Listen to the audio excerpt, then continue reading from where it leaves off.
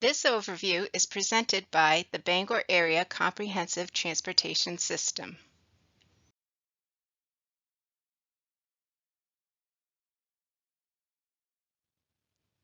The purpose of this document is to provide guidance to the stakeholders of the fixed route bus system in the Greater Bangor region to ensure consistency in the design, placement, and location of bus stops, as well as to ensure stops are managed and maintained properly and uniformly throughout the system.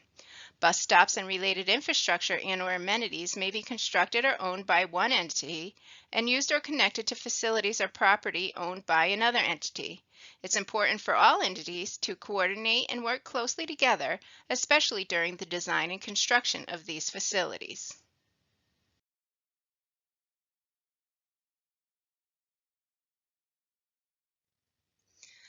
The current flag stop system creates challenges to providing the most cost-effective, efficient, reliable, and legible transit service. Designated stops will not only provide better customer service by providing for better on-time performance and predictability, improve rider understanding of the system, and offer more facilities with brand recognition, it will provide the necessary data points that will make implementation of technologies to provide trip planning and real-time information available to passengers and free up administrative staff. This document is the first step in transitioning the community connector from a flag stop system to a designated stop system as recommended in the 2019 transit study prepared by Stantec. The bus stop policy and design guidelines were developed through the efforts and input of a work group consisting of community connector staff, municipal staff from each community participating in the community connector system, and Maine DOT transit staff. The document is made up of two distinct parts. It outlines the design guidelines by which bus stops will be located, designed, and placed, following industry standards and best practices, as well as requirements for ADA accessibility, while also taking into consideration the unique characteristics of the Bangor region. In addition to the development of the initial designation plan, the bus stop design guidelines are intended to provide municipalities, local developers, and other partners a consistent set of guidelines to facilitate the proper siting, design, installation, and maintenance of either existing or proposed bus stops and shall be applied to any future routes, proposed bus stop plan, design, and/or improvements. It also outlines policies relating to the management and maintenance of bus stops. This includes the coordination and cooperation between jurisdictions and stakeholders, defining roles and responsibilities in planning, designing, funding, acquiring, constructing or installing, maintaining, replacing, and repairing bus stops and bus stop infrastructure. It's the desire of the work group to present this draft document to local municipal councils and the public for review and comment, with the intent to move forward with the project to complete the initial system-wide designating of bus stops. The work group feels strongly that in order to finalize the policies of how bus stops will be managed and maintained, it is necessary to understand the total number and scope of bus stops and facility requirements in the system. Therefore, while there is agreement on, and it is the intent of the work group to follow the design guidelines within this document to complete the initial system-wide designation of bus stops, it is the intent of the work group that the policies be revisited and this document be finalized and presented for final approval only after the project to designate the stops is completed. Due to the number of factors involved, each new or relocated stop must be examined on a case-by-case basis. Existing conditions affect the way that bus stops can be spaced and designed. There are also additional considerations such as those that impact safety, convenience, and accessibility of a stop. However, general guidelines for stop spacing and placement are as follows. Stops should be located near areas of high population density or activity. These are what we call transit trip generators. This typically means shorter spacing between stops in dense areas and increased spacing as the environment becomes less dense and more spread out. Placing bus stops near activity centers attracts ridership by enhancing the convenience of transit service. In areas where there are several of these types of locations near each other, bus stop placement will depend more on stop spacing and other factors. Adjacent roadway speed and width should be considered when siting and designing a bus stop. Stops should be located in areas that protect passengers from passing traffic and are convenient and safe for pedestrian travel. Proximity to crosswalks and curb ramps will be a consideration in determining stop location. Most people are traveling to and from the bus stop as a pedestrian or using a wheeled mobility device. The conditions of the sidewalk and connections with the surrounding area are important. A safe nearby street crossing with curb cuts for wheeled mobility devices is required. For areas where it's likely that a higher volume of people will visit multiple destinations in a single trip, priority should be given to making sure that there is an accessible path throughout the area. For bus stops which serve mostly a single destination, the focus can be on a path between that destination and the bus stop. The reach of transit service can be extended by providing connections for passengers to combine bicycling in a single trip. Wherever possible, bus stops should be placed close to bicycle infrastructure, especially where a stop can facilitate connections to areas without bus service. Some stops may warrant bicycle parking. Stops should be strategically placed at transfer points where routes overlap in order to enhance coordination in the network and with other modes and providers. When nearby routes don't overlap, stop spacing should be adjusted to take into consideration the shortest path between nearby routes and services. Whenever possible, bus stop locations should be paired so that when people board and alight on opposite sides of the street in the same vicinity when making a round trip. This allows the transit service to be more intuitive and maximizes convenience for the greatest number of users. For safety reasons, bus stops should be located so that the bus operators are able to see passengers at the stop as they approach, and passengers waiting at the bus stop can see bus operators. When possible, bus stops should be located at areas with existing streetlights or other ambient lighting. Community demographics are taken into account when deciding where to operate service and the appropriate level of bus service. Federal Transit Administration requires that concentrations of Title VI populations, including low-income individuals and minorities, are considered when prioritizing the provision of amenities at a bus stop. In many cases, there are certain existing or planned locations for bus stops which stand out as being particularly important. This can be due to existing use, activity centers, transfer opportunities, or other conditions. Once these critical locations are settled, the remaining stops can be planned for optimal spacing. This distance is a reasonable balance of the conflicting goals. However, finding suitable sites for bus stops may necessitate altering the spacing significantly. In addition, there may be reasons for bus stops to be closer together, such as major transfer points and/or activity centers. There may be places where bus stops should be further apart.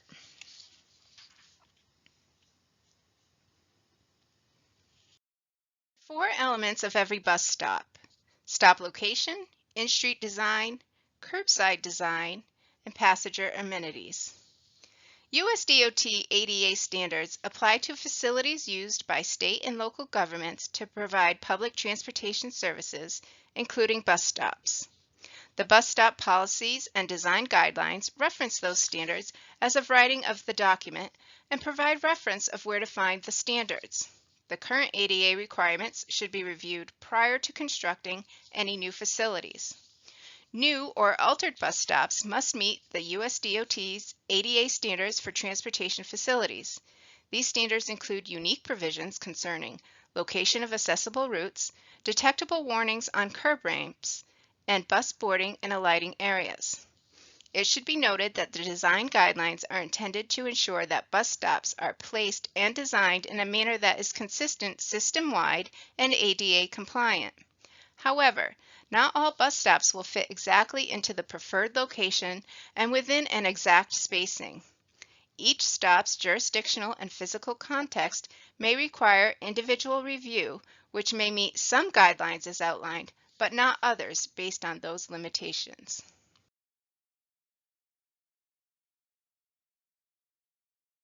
The preferred stop configuration relative to the intersection is far side. However, when the far side cannot safely accommodate a stopped bus or the required passenger facilities, a near side stop may be used at a signalized intersection. Mid-block stops should only be used when nearby intersections cannot safely accommodate a bus and when there are major destinations between intersections on especially long blocks. The guidelines include a table describing the advantages and disadvantages of each type of bus stop location and an appendix with flowcharts to assist municipal planners and engineers in determining stop configuration. As a generalization for local service in urbanized areas, bus stops should be spaced every quarter mile, with some denser areas requiring stops spaced closer together and less dense areas being spaced about every half mile. Keeping those generalizations in mind, we have set target number of stops per mile with maximum number of stops per mile by environment type. Again, there may be instances where there are existing conditions and additional considerations that require stops to be spaced closer or further apart. The bus stop zone is the primary area devoted to bus movements and requires space for decelerating, stopping, and accelerating. The length required will vary depending on location relative to intersection, but in general will be between 70 and 120 feet. There are two types of bus stop zones, inline and offline. Inline curbside bus stops requires minimum design and can be easily established or relocated. Inline zones are part of the street and participate in the general pattern of traffic. Inline zones are not recommended in areas where there is high traffic volumes with posted speed limits of more than 40 miles per hour. The pavement and/or curbing can be marked with white or yellow paint to alert motorists that the area is an inline bus zone. Offline bus stop zones are out of the general travelway and designated for bus only. A bus bay or pullout is a stop that is out of the way of traffic flow and is most effective when used in areas where traffic speeds are greater than 35 miles per hour and is recommended over curbside stop if traffic speeds are greater than 40 miles per hour and high volume boarding is anticipated. Curbside facility design has three primary elements: accessible path of travel, loading area, and waiting area. An accessible path of travel is an ADA-compliant pedestrian connection to bus stops via sidewalk, a pedestrian or multi-use trail, or road shoulder. It includes a clear width through and around the bus stop.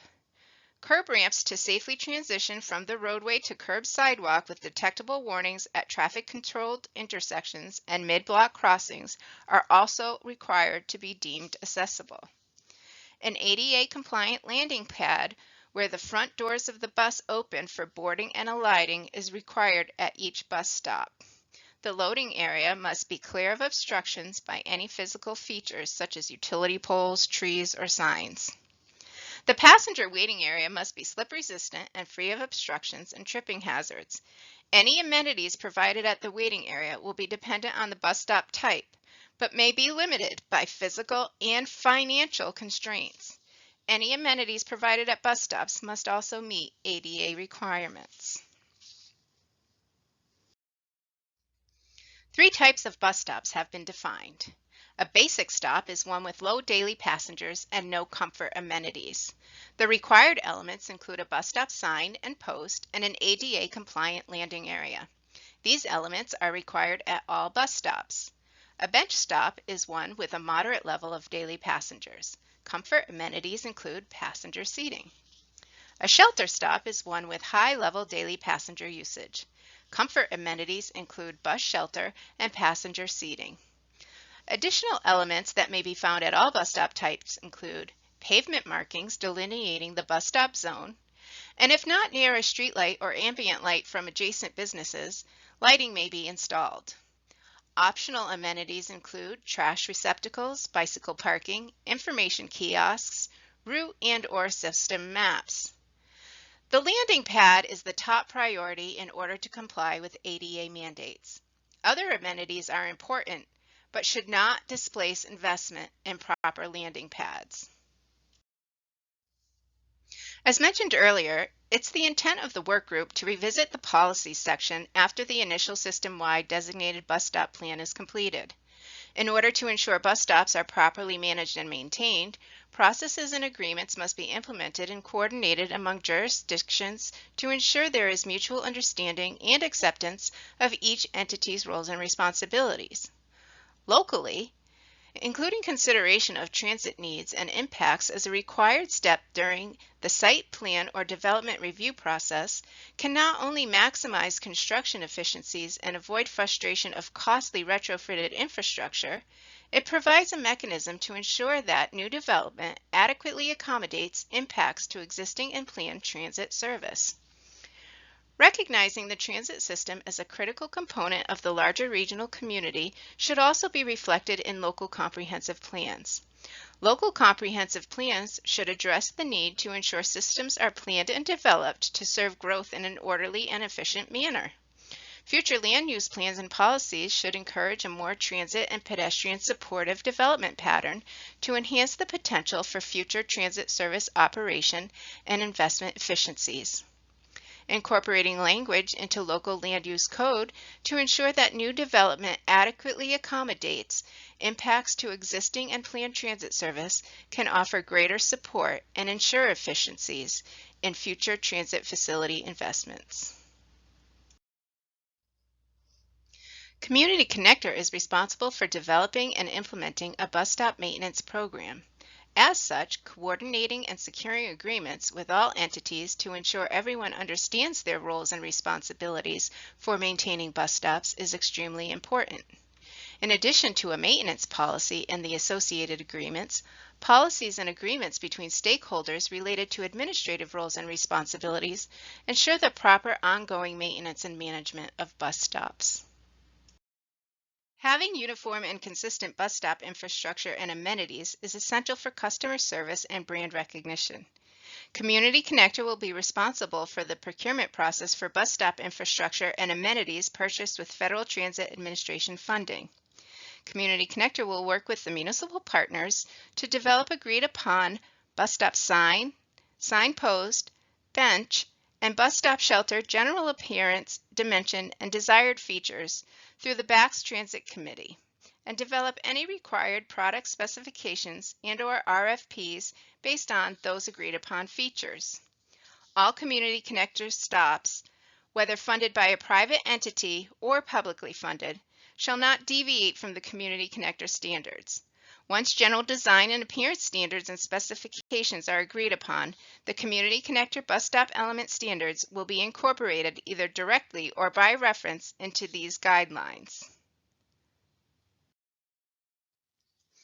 The municipal partners have expressed the desire to continue to apply for and take advantage of all available federal funding resources to finance system improvements, including the cost of implementing and maintaining bus stop infrastructure to the greatest extent possible.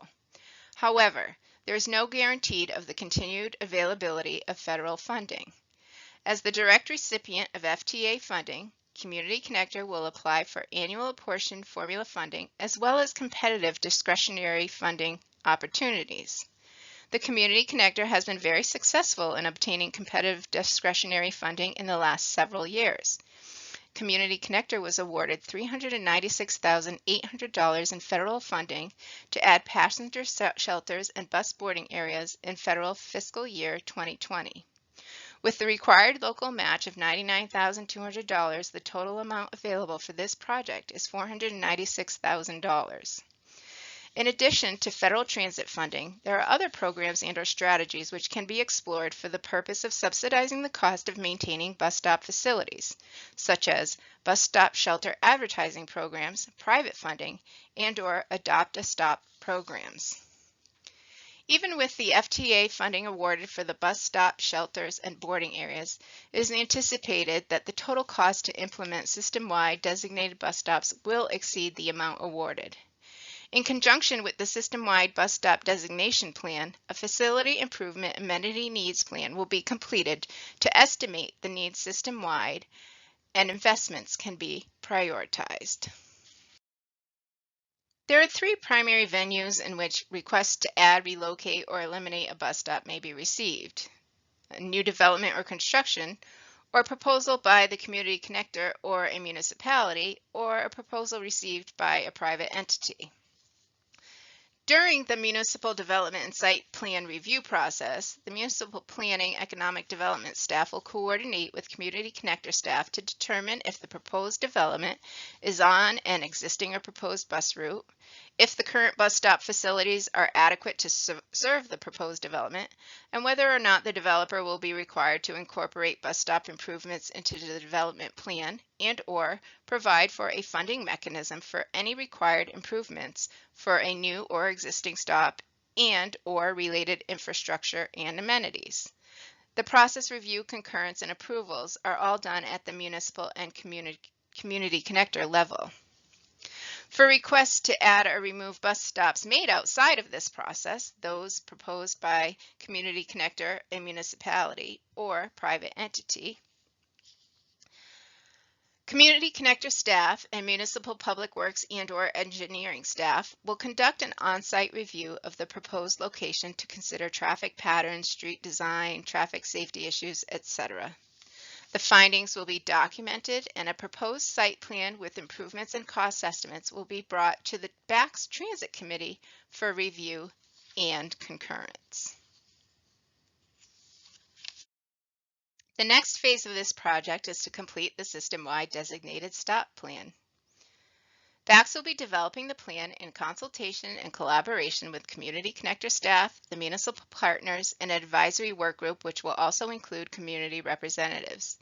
It is anticipated that the advisory work group will be organized and begin meeting in early summer. Desktop data collection has begun and bus operator interviews ride-alongs are expected to begin this spring. This process is expected to take approximately 18 months to complete. This project will be somewhat labor-intensive and have an extensive public outreach component. Data will be collected and the guidelines applied to each route. Once this process is completed for the route, the project manager will connect with the appropriate municipal planner, engineer, or public works director to schedule a meeting to review the site locations. After the municipality reviews and agrees with the proposed locations, a draft bus stop map will be developed for the route. Public outreach and education will be a big part of this project as well. Outreach will be multi-tiered. Municipal staff will have an opportunity to review and comment on any proposed plan prior to public release. There will be several outreach events to educate and obtain public feedback on the proposed plans. The final plan will include final maps of each route detailing the location and type of each bus stop. Once each route has been completed, a bus stop inventory will be developed to include the bus stop number, the stop type, infrastructure, amenities, and maintenance. In addition to the inventory, a facility improvement and amenities needs plan will be developed to outline the identified required improvements and amenities required for each designated stop based on the bus stop policy and design guidelines to assist in developing a fiscal capital plan. As things progress throughout the project, information will be posted on the project page on the BACS website.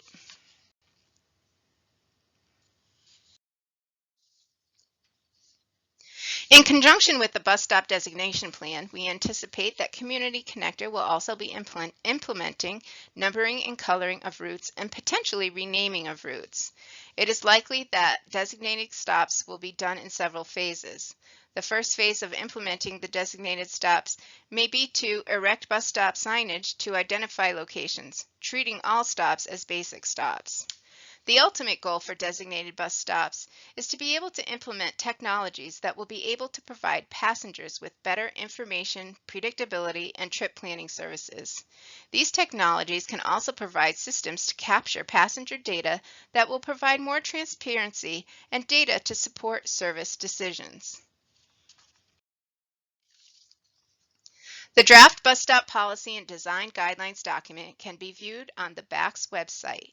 Public comments should be made in writing on or before 4 p.m. Eastern Standard Time, Friday, April 30, 2021, and sent to Connie Reed either via postal mail at 12 Acme Road, Suite 104, Brewer, Maine, 04412, or by email, connie.reed@bacsmpo.org. Thank you.